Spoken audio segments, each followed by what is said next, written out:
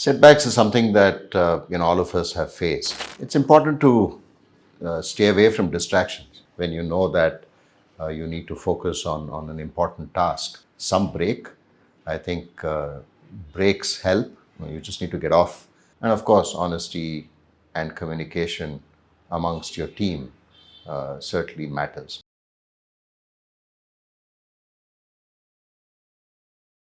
What's your best tip for staying focused when things get hectic at work? It's important to stay away from distractions. I think that's the bottom line. It's not easy.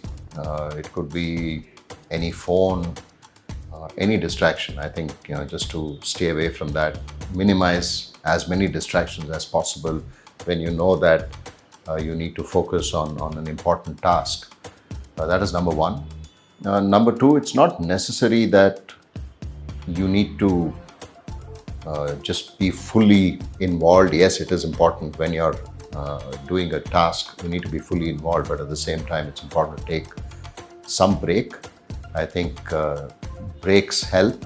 You just need to get off, go for a walk, take 15 minutes off, just try and gather your thoughts and come back, and that will refresh you. Because if you're constantly under pressure and trying to get the job done, then it can become a bit too much. So for me, that's the other option that I look for, taking sort of breaks at regular intervals, even when I'm in the midst of a very important task that I need to complete in a certain time. How can employees turn setbacks into opportunities for growth? Setbacks is something that all of us have faced at some point in time.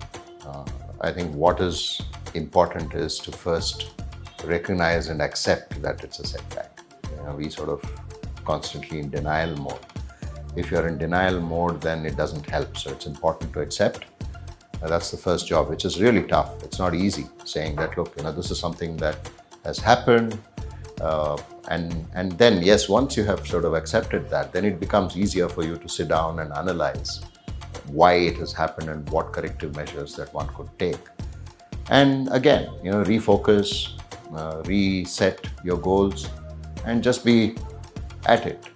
Don't look at it as something that has really held you back. Learnings from the setback is, I think, very important. Taking those learnings forward. And when you certainly move ahead and you encounter those kind of situations the next time, you're better equipped to manage those. And that certainly helps when you first, and like I said, the first important aspect is to recognize that things haven't really gone well for you. What 3 traits make a legendary leader? I don't think it's you can say that it's only 3 traits, or I don't say that, but I think what is most important for a leader is to lead by example. In sport especially, you have to lead by example, and when the things get tough for the organization or in the middle, I think the leader should take the initiative to take that moment and then ensure that he or she is in the midst of that, rather than delegate that tough task to somebody else. I think these two certainly matter the most. And of course, honesty and communication amongst your team certainly matters, because the moment you are the 1 and 2, then number 3 is sort of inherent. People understand that you're genuine, and that's something that should come through not just by words, but by action as well. What's your secret sauce for inspiring your team? No, there's no secret sauce. I think just watching out for that, understanding what ticks each individual in the team, I think is extremely important. What actually helps the team come together, that's also important. One is to understand how the team clicks when it is really, really doing well. What has actually triggered that, understanding that.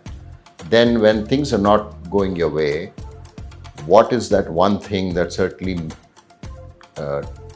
gets the team together. That's also important. And when you're looking at a team per se, understanding every individual in the team is also equally important. And what motivates each individual and what helps that person when someone's really down. Maybe it's the performance on the field, or it could be a performance due to certain pressures at home or in the personal front. I think one needs to understand the individual at a humane level. What's the craziest superstition or ritual you've seen on the cricket field? I think there are plenty of them. I mean, there are plenty of superstitions that happen when you're a part of a team. So if things are going well, nobody is allowed to move from their respective positions when you're watching the game, and that's happened. And I'm sure people remember when I took the 10 wickets against Pakistan. There was one sort of ritual that Sachin sort of started. He took my sweater and cap and handed it to the umpire. Whenever he did that, I got a wicket. So that became some sort of a ritual and a routine, and it was not that he was doing it every over.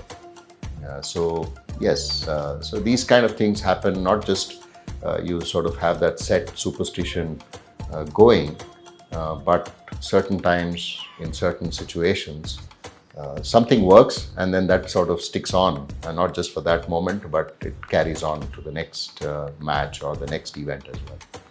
If your cricket career had a soundtrack, what would the theme song be? I'm not really sure. I think there's a song by Eurythmics, Missionary Man. I think that sort of relates to my career.